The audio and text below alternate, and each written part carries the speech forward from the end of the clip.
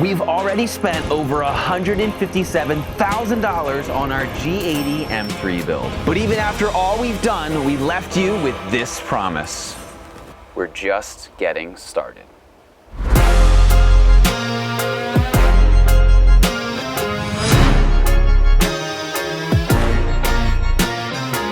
Welcome back to part 2.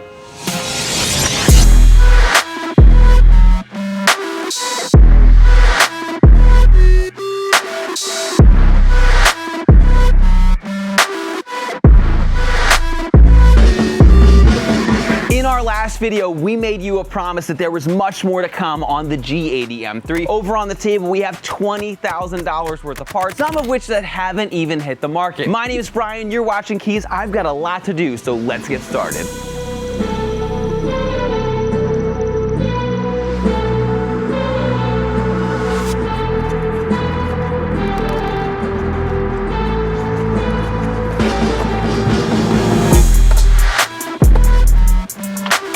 The first mod, we're starting strong with the all-new WAGNER intake manifold with a built-in upgraded charge cooler. I am super excited about this. I've actually been nervous not running this, but let's go to the F80 and I'll tell you why. If you've been around BMW for any length of time, you'll know that some of their best M cars have the worst Achilles heel. With the E90 and E92 M3, there's rod bearing and other issues. With the F80 M3, they have issues with crank hubs where it spins and it could cost you an entire engine. But what is the issue with the G80 M3?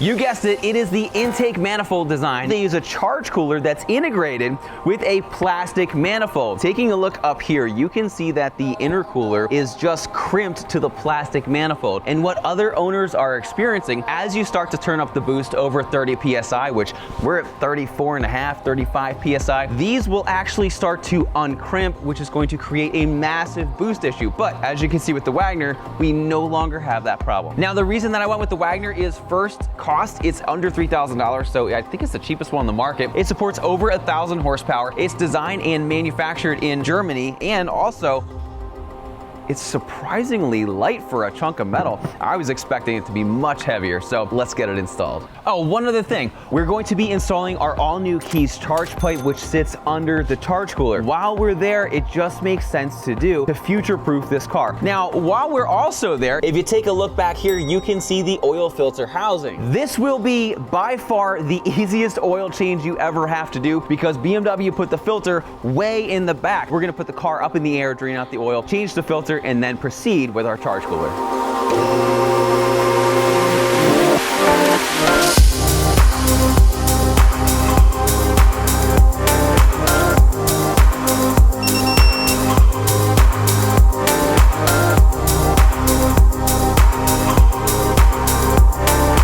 All right, the new Kies charge pipe is installed and we removed the old one. Now, it's not brittle plastic like the old N55s, but it's so odd because it looks like the cheapest piece of metal in the world with these ends on that look like they're just crimped on. And then they had the guy who welded the frame put this little bracket on with these giant welds.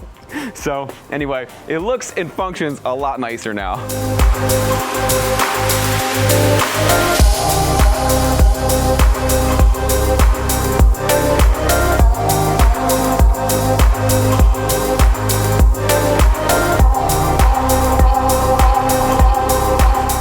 Weight reduction.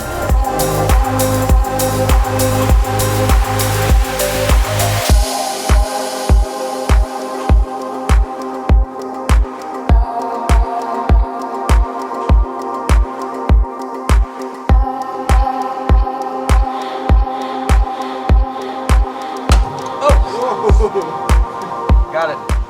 You got that on film, right? Oh!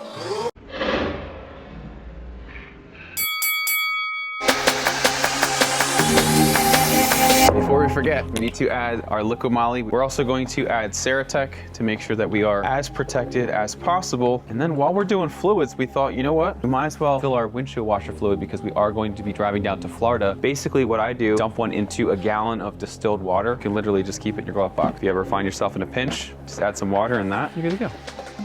Ceratec, it's like a protein shake for your car.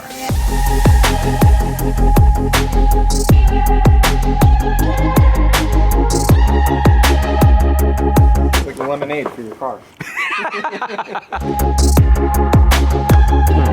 Cool.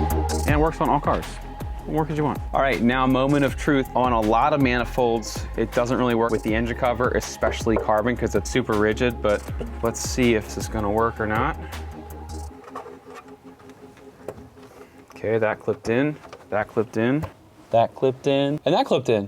It fits. All right, the WAGNER cooler is fully installed, and I totally forgot to tell you something. One of the things that I had brought up when I first saw it, why would you have silicone couplers for each of the ports? And they answered and blew my mind. The head of the motor gets stupid hot, and instead of having all of that heat just radiate into your metal cooler, they put the silicone here to help absorb some of the heat so it just doesn't heat soak your manifold.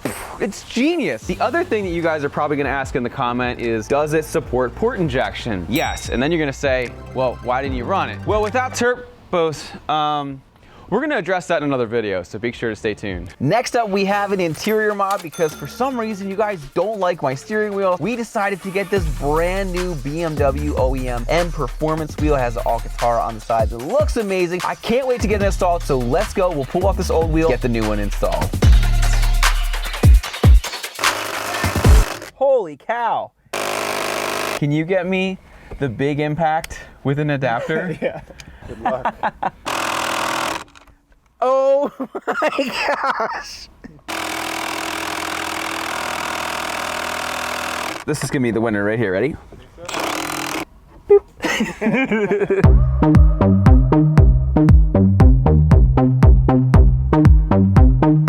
Look at all the marker on the back. I guess like the different quality checks and whatnot. See, this one has it. Oh, no quality.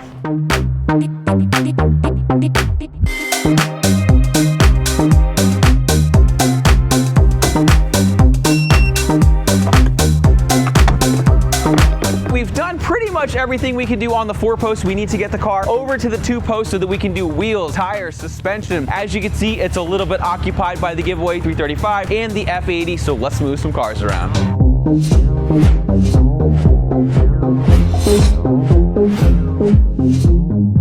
Now, out of the last video, you guys are very vocal on two things that you hated on my car. And the first thing was the LED headlights. You wanted laser lights. So today, we're going to attempt to do this. We don't really know if it's gonna work or not. I have no idea how to code it. So stay tuned until later in the video when we try to figure that one out. The other thing is right over here. I had factory reflectors. Everybody likes the paint match look because it looks so much cleaner. The reason that I didn't do it sooner is because the body shop will paint it gloss and then it won't match with the matte. So we needed to get some Expel stealth wrap. So we did that. And quite frankly, I'm pretty confident that I can wrap this, but I'm terrified to wrap the other body panel on the car that needs it. And if I screw up, well, it cost me 500 bucks. But we're not ready to wrap just yet because we have a ton of other hardware to install, like these brake pads. So with increased power and maybe upgraded turbos in the next video, we need to be able to stop the car. These are the SP1 brake pads from PSI. They give you 25% better braking and 50% less dust, which I'm super excited for because I want to keep my brand new Apex wheels in Motorsport Gold as clean as possible. And while we're there, we have PSI stainless brake lines, which are going to give us better pedal feel, and then we will fill and bleed the system with liquid moly race fluid.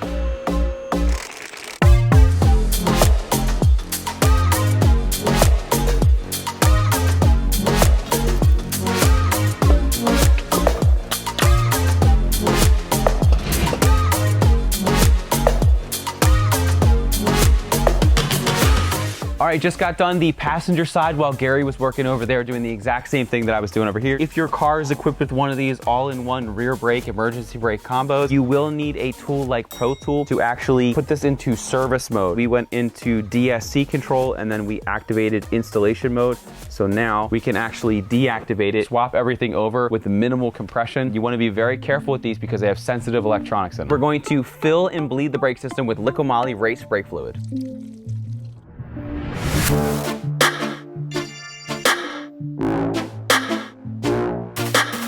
All right, the brakes are done, so now we have the stopping power we need, increased horsepower from a number of different mods. We have aesthetics, we have rubber that's going to grip, we have lightweight forged wheels. What is the one thing that's missing? You guessed it, suspension. That's why we're super excited to announce our partnership with Moton Suspension. We've had a secret coilover project for the G80 M3. I am installing our final test set. So before I show it to you, let me pull off the factory suspension and we'll show it to you side by side.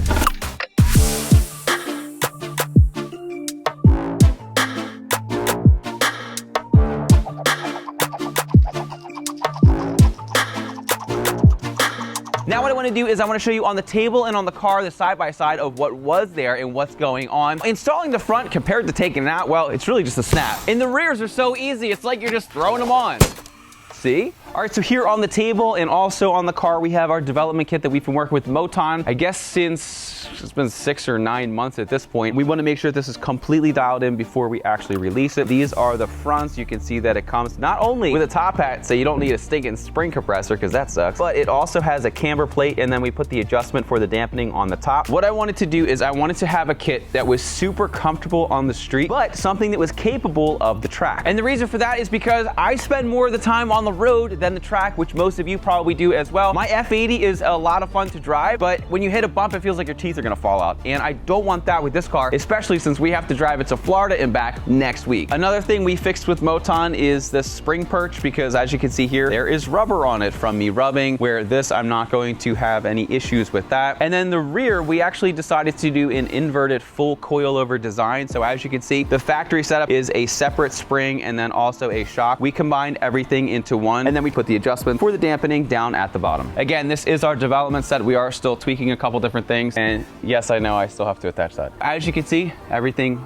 bolts in super nice. These are so much easier to install than those were to remove. And then in the rear, this is what your factory setup looks like. Your spring sits on the inside and then your shock on the outside. Where with ours, it reminds me of like when we did work on like the McLarens and the Audi R8s. This is how all the supercars are. So anyway, we are going to come out with a full dedicated video on all the specs and everything. We just need to iron out a couple details before we release anything to the market. So with that, let's install them on the other side. I'll dial in the ride height, and who knows, maybe I'll put the wheels on.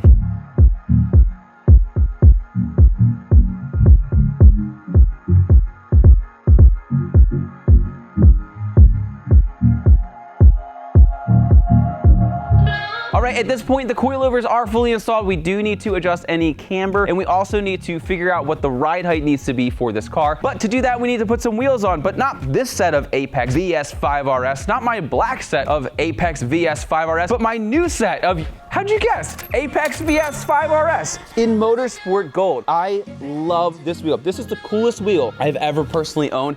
I don't know if you noticed, but I like this style, hence why I'm on my 3rd set. But these are 20s. So what I want to do, these have Mickey Thompsons on them in their 19s. I want to keep them for the track. And then this will be my everyday setup. And I wrap these with Continental DWS 06 Plus, just a basic all-season tire. Some people are going to have a fit about that. But we live in New Jersey and we get snow, and I want to enjoy the car 365 days a year.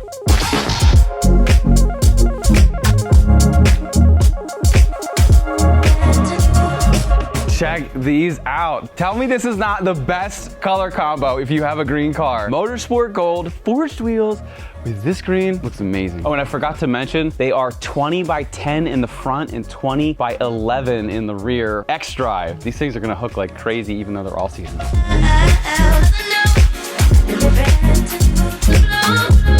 All right, that's fully settled.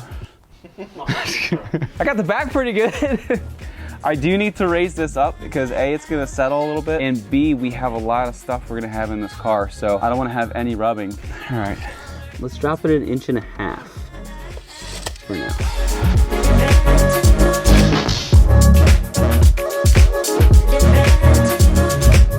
I went the wrong way. Dang it. It's inverted, Brian. I slammed it. I just lowered it an inch. Oh. All right, try again. Take 3. All right, I think that height is dialed in enough. What we're gonna do is let the car settle for a couple days. Then I'm going to take it, drive on a little bit, and then get in alignment later. So let's move on to the next project. Next up, we have another piece of carbon fiber from Vorsteiner, which is going to go great with the front lip and also the diffuser. This spoiler, or well, it's kind of a wing. Ah, it's a bow and arrow. Ah, That hurt. but there's one big problem, and no, it's not Gary bleeding out. There's an issue with the PPF that needs to be addressed. Perfect. Now that the trunk lip has been removed, you can see why I can't install this yet. You will see that there was a seam under the spoiler, which normally isn't an issue. I told the installer we're gonna have a spoiler on it. However, I didn't ever expect to have one like this where this seam would actually be exposed. Being that we can see the seam, we've decided to take on the stealth wrapping process of the whole trunk ourselves this time. Now, truthfully, we've never PPF'd anything. Gary's actually over there watching a YouTube video on how to remove PPF. And then once we get this off, we're gonna probably watch another YouTube video on, well, how to PPF. So let's get started.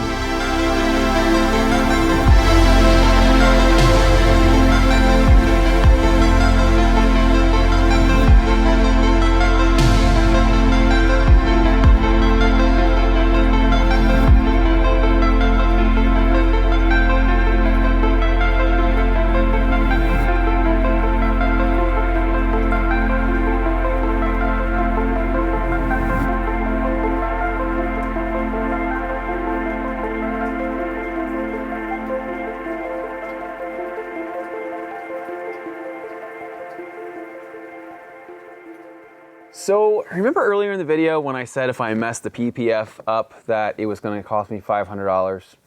Well, I did mess it up, but I was wrong about the number. I didn't factor in the $500 it was going to cost to have a professional come here and re-PPF it because, well, quite frankly, I tried twice and I failed both times. So we had to hire a pro in, but at least it's going to be done right for the big BMW show. All right, the PPF guy just left. He did an amazing job, and it's now time to install our Vorsteiner wings.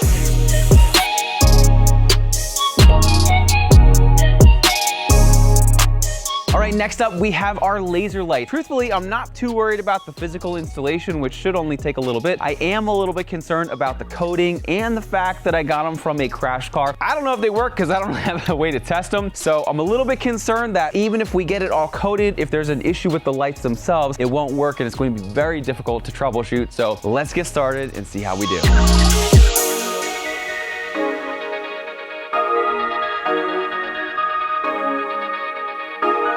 First thing is we gotta see if they work, so let's turn them on. Did it work? Nope. How about now? Nope. Now? No. How about turn signal? No. All right. And that's how you install laser lights. You didn't think it was gonna be that easy. All right, I'm gonna connect Pro Tool and see if I can do it by myself. If it's like, the anticipation's killing me. Dude. Did they work? They work. Yo. Yes! That's what I'm talking about. No. You are the coding ninja. I warned Isaac that we were gonna do this, and I basically said like, I really need you to help me do this. Probably gonna screw it up. Did they turn off? No. Uh-oh. Off. No. Okay. At least I can see at night. Just driving around with your high beams on all the time. We celebrated too soon. I think it's time that we call Beamer Geeks and see if they can help us on this one because, well, this is a little bit over my head. The car is off. The headlights are off. Go. Hey, it works. Now I want to try it again. Did they turn on? No. How about now? No. Oh boy, we failed. Isaac. I gotta go call Isaac because a little bit of an issue. All right, so to update you on what's been going on with the laser light, when I first installed them, nothing. That got a little flicker on this side. I'm not sure if the camera caught it. After that, I VO coded it to have the laser lights and they turned on. But then we couldn't get them to turn off. The high beams didn't work, the low beams didn't work, turn signals were unresponsive, and it was an epic mess. Isaac from Beamer Geek swooped in, remoted into the car, and within like 5 minutes, he's like, okay, I'm done. And then we tested it and everything worked perfect. So thank you, Isaac. Beamer Geeks and Pro Tool is 100% the way to go. Those guys behind the scenes are absolutely amazing. Now, speaking of amazing, these laser lights turned out amazing. I think I was in denial before because I was like, these look pretty good. No, these are the way to go, 100%. If you don't have them, we just proved that it's very easy to retrofit them. But one thing that I still like about those is the yellow DRL. So let's add them to this car.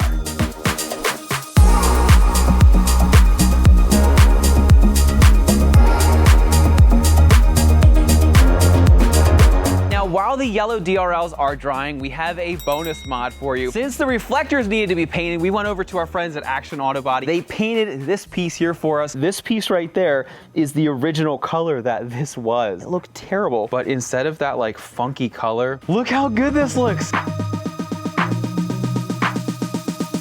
We have our painted reflectors, and while the PPF guy was here, he PPF'd these for me. We're gonna throw these in the fender liners, put the wheels back on, and then we have a handful of mods still to do, so let's get to it.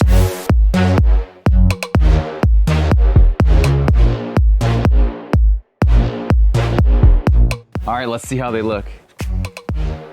That looks so mean.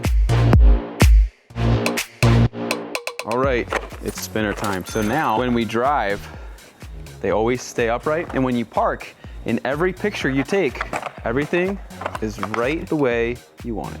When you're installing it, you always want this to be the bottom. Oh, you gotta redo it. There you go. There you go. Yeah, that one's lined up good. We're gonna do the 180 rule with this one. And for those with OCD, we're gonna go here. On the G80 and the G82, this is the protection they give you for your oil cooler. Yes, it came like that. It just has a giant hole to not do anything.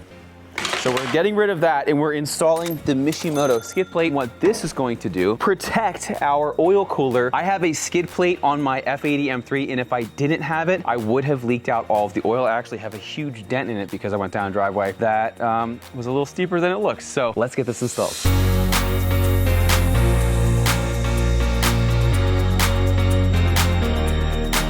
Everything is lining up absolutely perfect. Mishimoto crushed it with this design. The Mishimoto skid plate is fully installed, and that's going to give us a ton of protection as we drive this car from New Jersey all the way down to Orlando. We also have some slip low. What this does is it just sticks to the bottom of your lip, and if you're going to scrape your lip, you scrape this instead, which is way less money than something like that. So now that the slip low is installed, we just have one more mod to install, but the CEO of the company who developed the product is actually going to personally install it for us in Orlando. So what we're gonna do now, we're gonna take the car outside, show you a sneak peek of what it looks like, and then we're gonna hit the road to Bimmer Invasion.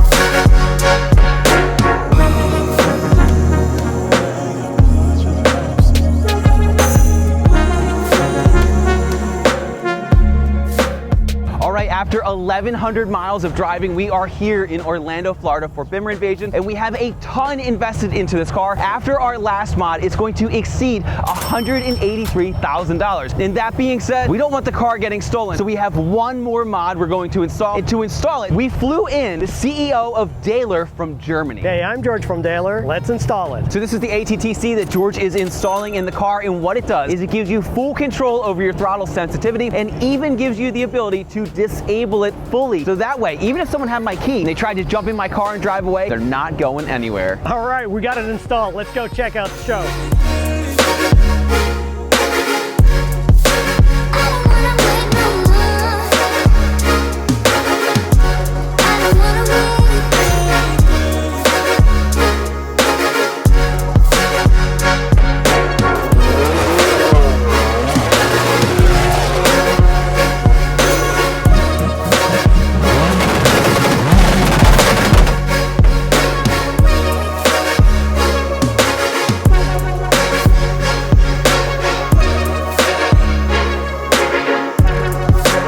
Just getting started.